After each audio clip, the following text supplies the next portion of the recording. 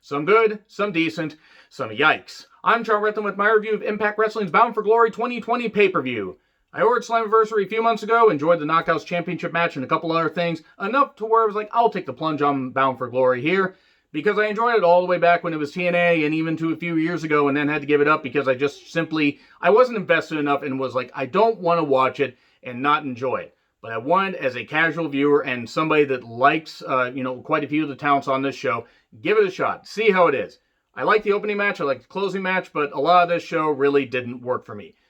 Viewers of Impact, please let me know in the comments what you thought of the show. That is, I'm not going to shit on it. There were just some things that didn't work for me. Josh Matthews and Don Callis on commentary. One of the worst commentary duos going in wrestling today.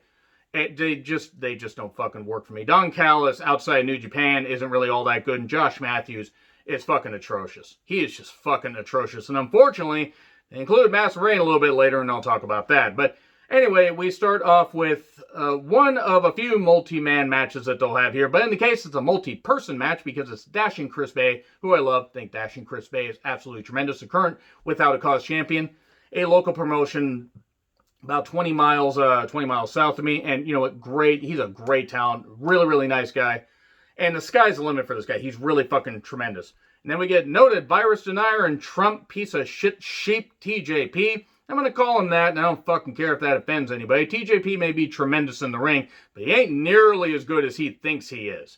And also, he's a goddamn piece of shit for what he says on social media. It's like, you can feel however you want, but if you're a fucking idiot, you deserve to be called out on it. Trey Miguel, who I like. I think Trey Miguel's very good. Jordan Grace, she is also very good and very young and is going to get even better. Willie Mack, who is great for his size, has been great for a number of years. And Rohit Raju. I'm sorry if I mispronounced that. I really apologize. Six-way intergender scramble match for the X Division Championship. This is all about Rohit kind of, being the target here because he had matches and feuds with these various talents and everything. He had taken the title from Dashing Chris Bae shortly after Slammiversary, and this is like, him playing defense and getting beat up and everything, but he would pick his shots. Bae is great. Mac and Grace with a power struggle, at one point, not New Japan's power struggle, but just hitting each other with power moves. That was some good stuff. Odd multi-submission attempt by TJP. There are things you shouldn't try, and TJP should not try to do things beyond his intelligence level. Which means that I don't even understand how he gets out of bed, because he's an unintelligent, stupid son of a bitch. Moving on. I don't think he had any idea what he was doing. Josh Matthews, I think, said wee wee Mac at one point. Great English there, Josh. Great English. Jordan does a dive at one point. They waited for the dive forever. That was a bit of a weird spot. And that happens in a lot of wrestling, not just here. Lots of multi-person spots. Tower of Doom. Grace driver for two. Frog splash by TJP. But Rohit throws him out of the ring. At one point, actually, he hit before I get to the finish, he hit a stomp on Jordan Grace and yelled equality. That was some good stuff. I like that. And that was actually pretty funny. But he throws TJP out of the ring after the frog splash. And tops Trey 1, 2, 3. And that was the best match until the main event. That was actually pretty damn good stuff. There were a few spots where they were just waiting around, but it was what it was. And then we get Josh and Don on camera. I don't know why they felt the need to put the commentators on camera. We don't need to see those guys. We really don't. I don't know what the hell the bunch of talents were doing backstage. Apparently there's this marriage between Rosemary and some guy. I think it's Johnny Bravo. I'm not totally sure. Because again, I don't really watch Impact. Seems like they got something going on between Rosemary and Taya, is what it is. I like Taya. Actually, she's one of the first talents I met at any show. Tremendous. Very skilled in the ring and very skilled on the mic. And I like Rosemary. I like her character. I don't really have anything else to say except for this. But Josh said right before that segment started, could someone help us with our audio issues? Right on pay-per-view. And then they had Rhino and Slater do an interview or do a promo. And they did a retake. They did a fucking retake. Live on pay-per-view. It's one thing to do retakes before you start a video. It's one thing to do that. But when you're live on pay-per-view, you don't do that. It kind of reminded me of Sid screwing up something on a pay-per-view. And then he said, wait, let me try this again. And they were live. They weren't, being taped. So, the Call Your Shot Gauntlet match. Oh, dear. This was a goddamn train wreck and a half. Look, this was basically about Rhino putting his career on the line and to get Slater a contract. Okay, so they're doing what they did in WWE in 2016 when he became SmackDown Tag Team Champions with Rhino. Okay, whatever. It's not the first time they've done, they've repeated storylines. I mean, any company. So I'm going to ignore that right there. It is what it is. It worked there. People seem to like it here. And it is what it is. The winner chooses their title shot, or Slater Rhino wins. Slater earns a contract. Okay, so Josh is atrocious. Goddamn atrocious. Rhino and Daivari start up. Daivari, Sean Daivari, that is, goddamn shredded as hell. Good for him. Larry D, don't have a clue who that guy is. Crazy Steve, the let's see. The Decay? Yeah, the Decay, that was it, with Abyss and Rosemary. AC Romero looks like he's cut some weight. Good for him. He's actually had a pretty motivational journey. To Neil Dashwood, who's fucking tremendous. Havoc's in there. Brian Myers. If I miss anybody, I apologize. Crazy Steve got eliminated. Swoggle gets in there, which proves that this is a goddamn joke. Swoggle should not have been in there. Tommy Dreamer, tribute to Animal with the Road Warrior face paint and the haircut. What hair Tommy Dreamer had left, that was mean. This was actually a pretty good tribute, but yeah, it's a good thing you tributed him in the ring and not outside the ring. But I digress. So, Swoggle gets, thrown out at one point. And then he gets back in to do the Doomsday device. Alicia Edwards get in there. Alicia Edwards, I think is how it's pronounced. We get weapons and stuff. Tennille gets hit in the head with a handicap sign. And Alicia gets eliminated. Kara Hogan's in. Then Tennille's gone. Myers is on a roll. Dumped like 6-7 people. Good for him. The former Kurt Hawkins, by the way. In case you're not familiar with Impact. The current Brian Myers. And then Ty Valkyrie's in. She doesn't last too long. Fala Ba. Fala la la ba ba ba ba. That's just how I say it. Kira and Havoc got out. James Storm is back. He's probably not going to be back for way too long. Maybe he will. I don't know. I don't know what the fuck he's doing. Because he was on United Wrestling Network, Primetime Live for one show. And now he's here. Good for him. TNA original, Impact Wrestling original. And, good to see him back. Then that Larry D guy got out. And then we have Reno Scum, Luster Legend, and Adam Throstow. Sorry if I mispronounce any of these names. Again, not being too familiar with them, I'm just throwing them out there. Heath Slater's in at 17. Velveteen Dream's favorite number, and also TJP's favorite number. AC and Bryan got out. Sami Callihan was in there. And Hernandez is in at 20. They treated Hernandez like he's a fresh young talent. He's 47. Hernandez is in good shape. They just treated him like he was so goddamn fresh. So fresh and so clean. So, Rhino, Storm, Slater, and Callihan, the final four. Slater gets eliminated. Oh no, what's going to happen? Rhino and Callihan are in there. Callihan gets a chair. Oh no, he can't. He can't use the chair or get DQ because it's a one-on-one match. Score 1, 2, 3. Rhino's career, resume or continues, and he earns Slater a contract. Okay, cool, whatever. I think it was pretty telegraphed, but it was what it was. That match was messy though, pretty damn messy. And then we get the North promo. Alexander and Page, Josh Alexander, not Jason Alexander, Josh Alexander and Ethan Page, pretty fired up. Very good energy from them. They want to regain the Impact Wrestling Tag Team Championships. EC3 and Moose with the video package. So much yelling. My God, it was a whole bunch of yelling. EC3 wanted Moose to prove his worth and not just make himself a paper champion with having the old TNA World Heavyweight Championship there. He wanted him to carve his own path, control his own narrative. He wanted to do that. I mean, I've been seeing some of these videos and pretty good stuff. The thing is, the cinematic, and I'm sorry, I was over the cinematic stuff before this, and this did not change my mind. Now, they put in some good work, and I will not fault the fact that, one, they both got cut. Moose wearing white. Guaranteed EC3 was going to bleed.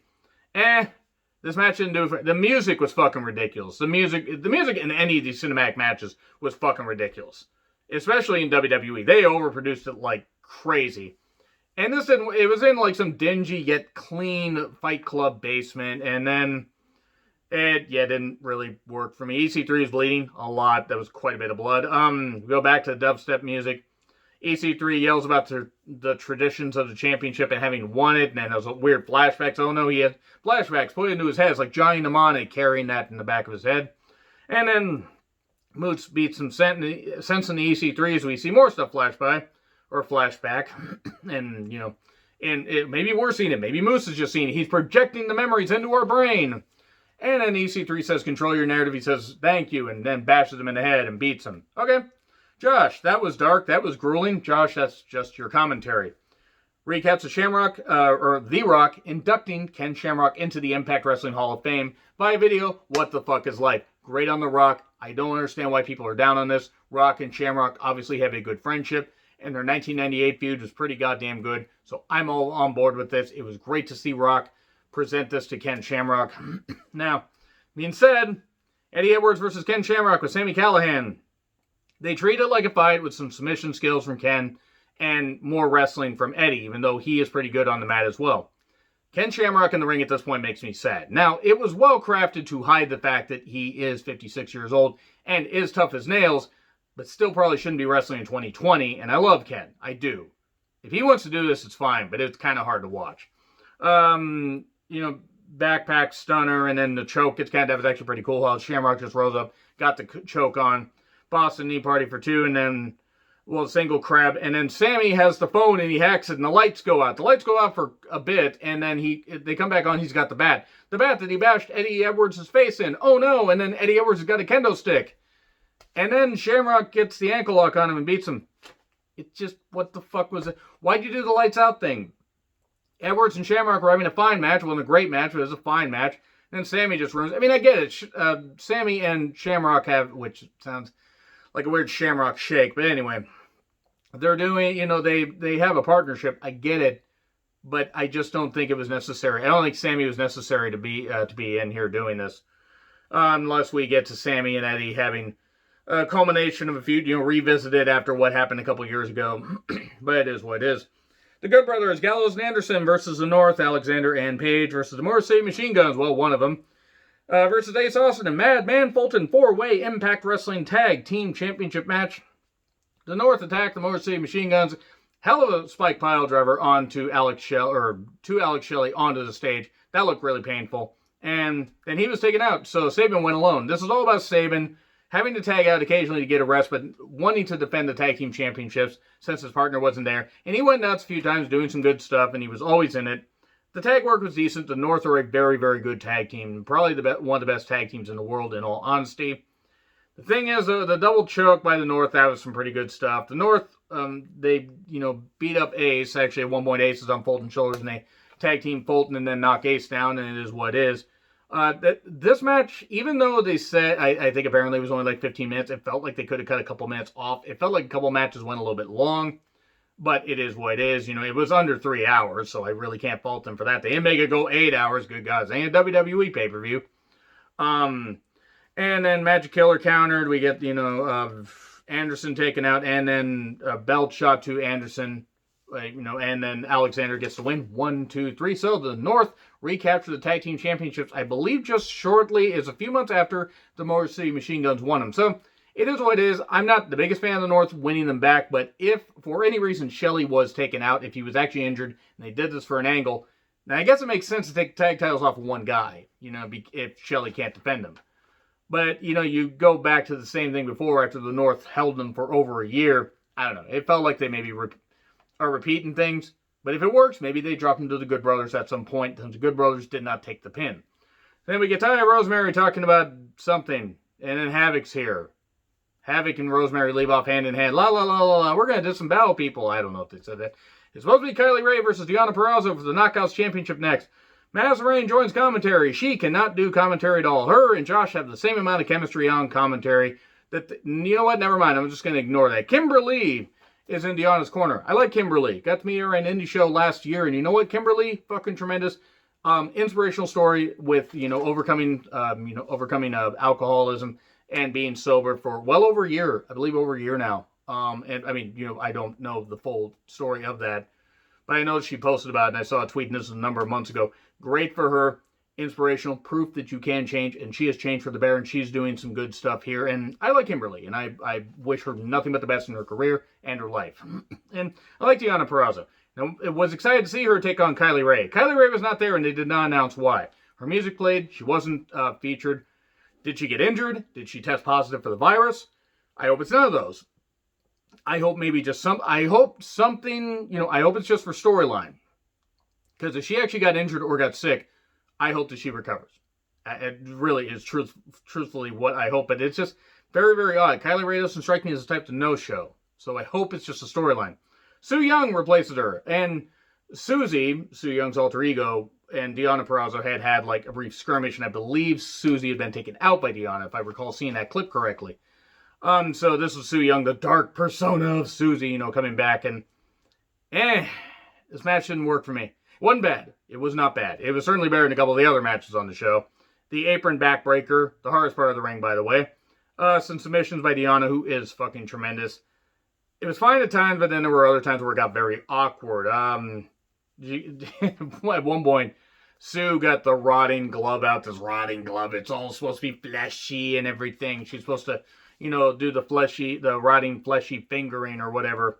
And then she missed Kimberly, and then an armbar and the fingering to that. Oh no, she's fingering her. It's very bad. And then we get panic switch 1, 2, 3. There was also a ref bump during this, and the ref sold it like he'd been shot 5 times. They're selling, and then there's like, ref, are you alright? Seriously, you okay? But yeah, new Knockouts champion, Su Yung. And then the Knockouts tag titles are coming back at Hard to Kill 2021. Now, I will give them credit. They have more depth in their Knockouts division this time around if they can have them under lock and key. But WWE has plenty of women, and they still don't do a very good job with their tag team, their women's tag team division. I think that they should have just done a women's mid-card championship instead of the Knockouts tag titles. Even if they have some pairings, I think the feuds are going to get repetitive pretty goddamn quick. Unless they decide to do a partnership with NWA and a few others and whatever, maybe it'll work then. But there really isn't a whole lot else they can do. Maybe they could do a partnership with Shimmer and bring in some Shimmer women. Hey, bring in Solo Darling. I liked her from the most recent Shimmer show. Rich Swann versus Eric Young, Impact World title. All I'm going to say about this is Young had basically was upset at Swann eliminating him. I want to say eliminating him at Slammiversary, if I recall correctly. And, so Young was upset and kept attacking the ankle and everything. And he was trying to end Swann's career. So this is about Swann protecting his ankle, but also wanting to get the world title away from Eric Young.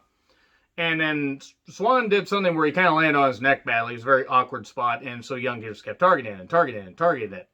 And then did the second rope wheelbarrow suplex, or neck breaker rather. Ow, that looked really painful. That seemed like a good idea in theory.